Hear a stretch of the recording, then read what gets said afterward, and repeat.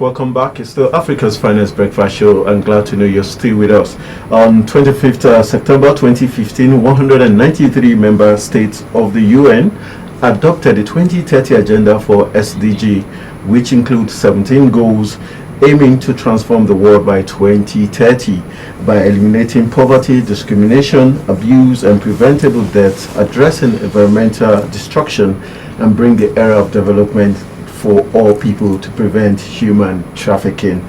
Family planning is key, and thus the 2017 World Year theme is family planning, empowering people and developing nations. All this has to do with human trafficking. When all this are done and achieved, then human trafficking is going to be reduced to the barest minimum.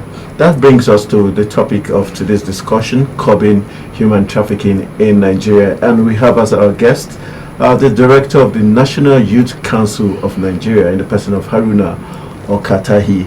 Good morning, nice to have you join us. I had to be careful calling that name, it sounded Japanese. Good morning, nice to have you join us. Good morning, Nigerians.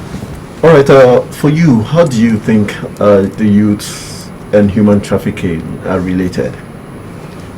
Yes, like over the years, human trafficking has done a big blow on Nigerian youth because our leaders are not responsible enough to curb this menace. Why? Because of corruption and so many vices. Now, what National Youth Council is doing under the leadership of Murtala Mohammed Gamji through the Directorate of Legal is collaborating with all state chairmen and take this sensitization to the grassroots.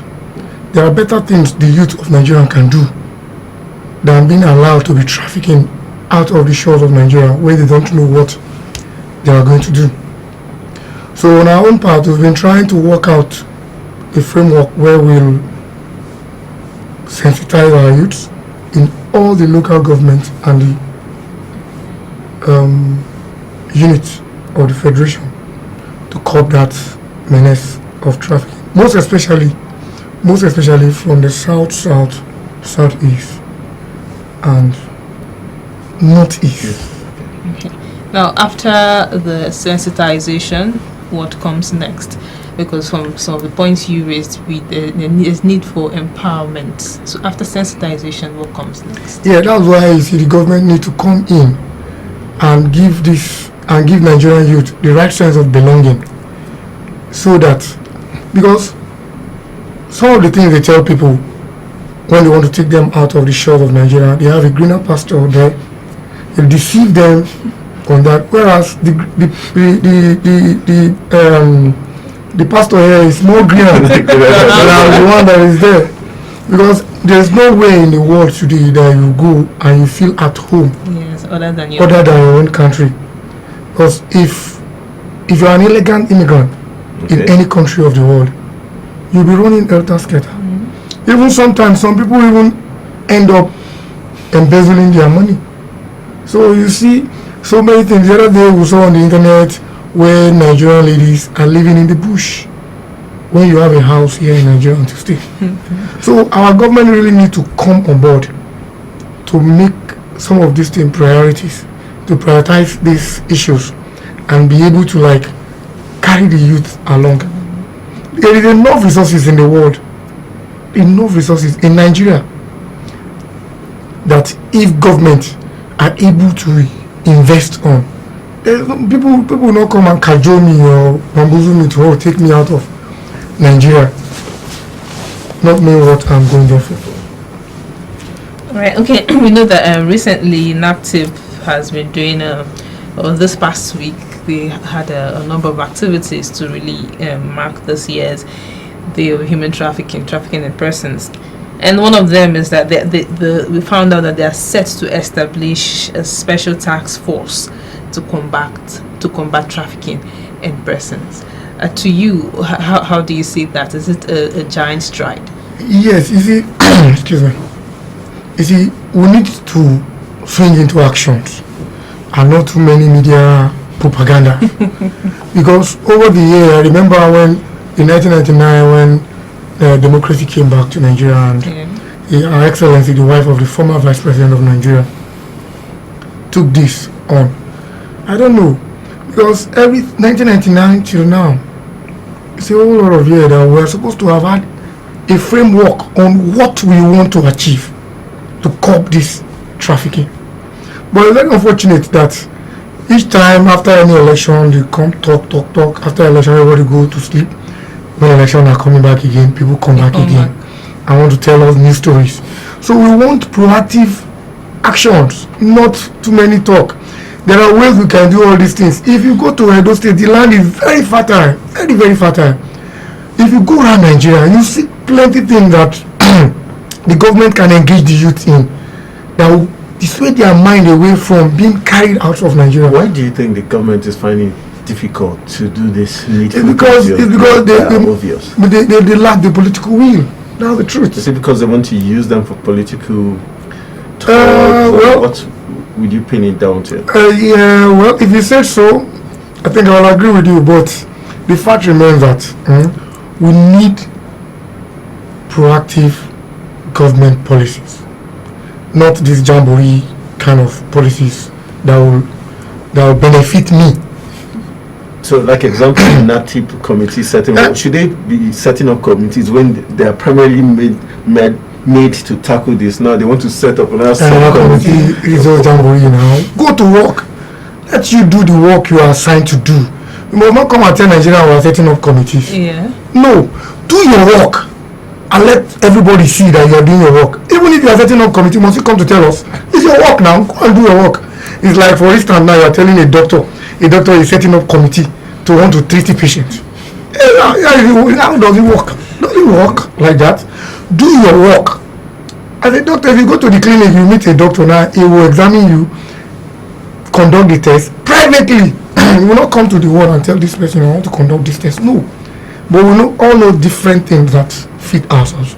So they should not come and be telling us that they want to set up committees. Let them go do their work. That is what they are paid for.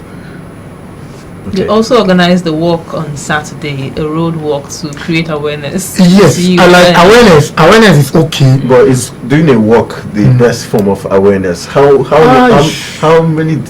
What distance can you cover, and which areas can you go to?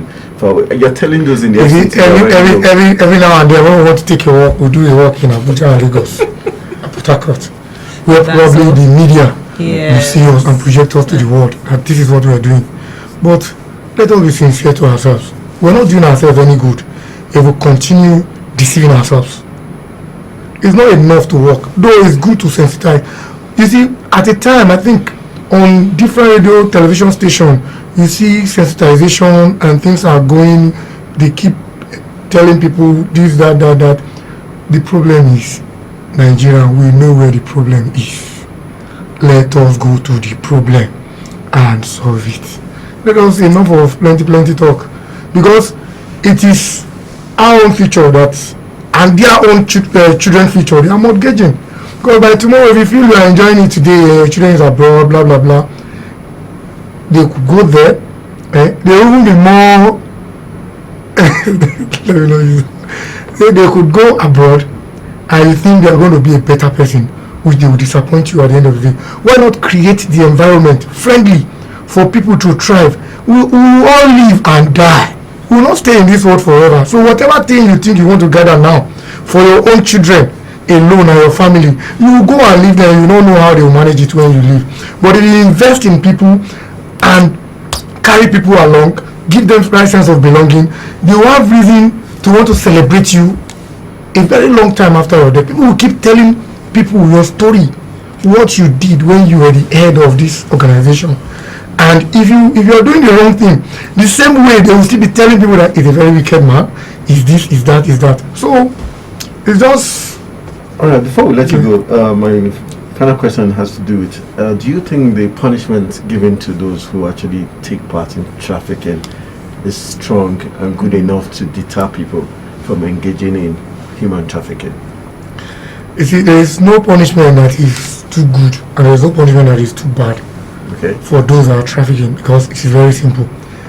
So many people knew in Lagos that if he is caught stealing anything, he's going to be burnt.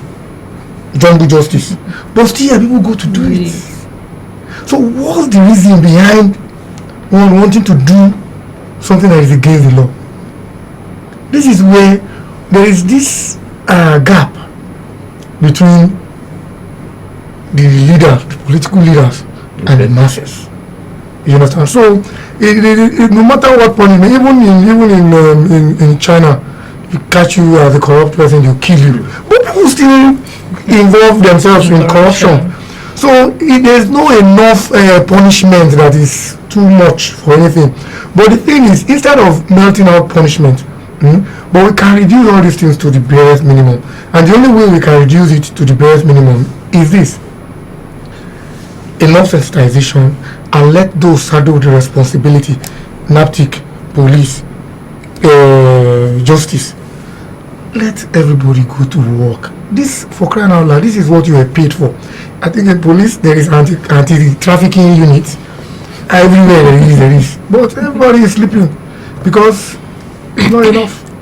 Okay. What would be your message to the youth out there as regards empowerment? Like to be very honest, this present administration, if you go through their budget and what they are doing online, you see there are plenty of packages for Nigerian youths in agriculture, industry, every. The only problem we have is sometimes we don't take our time to read. Well, most of the youths, not all of them have access to internet and power. So how can they access this goods you're talking about? Well, if you check the last time Facebook gave an analysis, Nigeria daily use, or 30 million Nigerians use internet. How many are we? 180 million. So if you check the percentage, you see reasonably, if those ones that are using the internet, they use it for the right purpose. They'll be able to communicate, because like if you're using the internet for the right purpose and I'm close to you, I see you growing, I will come and ask you, like, what's the way now? You should be able to tell me that, okay, just go here, because it's not disturbing me. But the issue is sometimes we use internet for the wrong purpose. So if you check out the 30 million that are using the internet, maybe hardly you could find like 5 million that are really using it for the purpose in which that will benefit them. So we still need enough, because like what the National Youth Council is doing through the directorate, we have various directorate: agriculture, health, entertainment, plenty. So what they do is they try, like for instance now in the National Youth Council now by October we'll be doing this National Youth Confab on entertainment. Bros, if you know what it is, what Nigeria is losing on entertainment industry every year, you cry out loud. And United Nations has said it that in the next 5 years, entertainment will be a kind of a cash cow for Nigerian economy. And it is high time for Nigeria to take advantage of all these things. If you read all these things, you will see them. But how do you position yourself so that when it comes, you grab it? That is the problem we have. So but we are now using this opportunity to tell Nigerians to believe in Nigeria and to work for the unity of Nigeria. For we are better, stronger when we are together than when we divide. All right, my final question before I let you go. You made mention of the South and Southeast, which affects no somebody here too. So I'd like to know, what is it about this region that they have high number of people? You know what? Because of get-rich syndrome. To be very honest, there is this get-rich syndrome, because if you see your neighbor that has money, you either want to come and oppress you because of the money he has. So you want to do everything possible to get money and also oppress people you don't even need. That's the problem. But there was a gist. I was gisting one of my friends, my very close friend from the Southeast.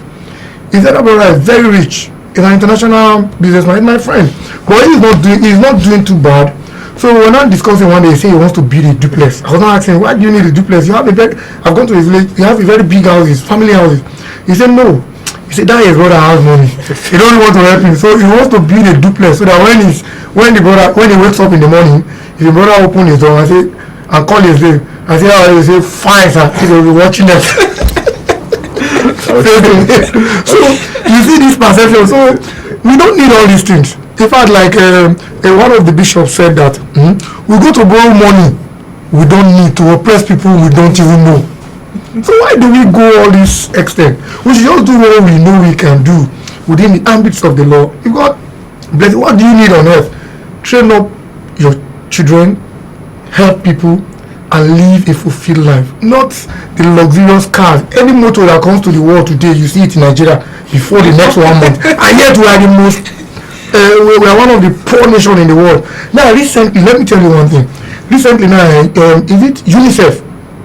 There is a program UNICEF is doing in Nigeria. They through the Ministry of Water Resources. Okay. You know, they give the UNICEF know Nigeria more than even me. They have all the data, all the villages in Nigeria is with UNICEF. You know, recently, the last one they did in Bayelsa, UNICEF said they are no longer going to fund that program. Do you know why? Because they say Nigeria is too rich. So there is no need giving Nigeria that are rich this money. Because one Nigerian will pay $1 million for him to be free from kidnapper. And yet if you go to his village, there is no water for his people to drink, there is no road. How much is $1 million?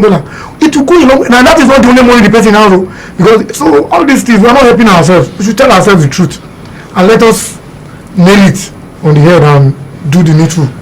All right, I want to say a big thank you to the director of the National Youth Council of Nigeria in the person of Haruna Okatami for doing justice, telling us the northeast and the south the fact that they want to oppress the neighbor, which is not relevant. That's why they move ahead trying to be trafficked in order to make better money on the other side. But like you said, this side of the divide is actually greener than the other side, contrary to what you expect. We'll be going for another quick break, and when we come back, we'll still continue with our conversations. We'll be talking on the ills of missing persons, and we'll be having another expert come to talk to us as regards the ills of missing persons. That will be after this break. Do you know that PTV remains the best place to showcase those lovely gifts and services of yours? Yes, with our visibility in 36 states of Nigeria and over 50 countries of the world, we definitely have the talent reach. What are you waiting for? Book your adverts now. Call us with the number displayed on your screen.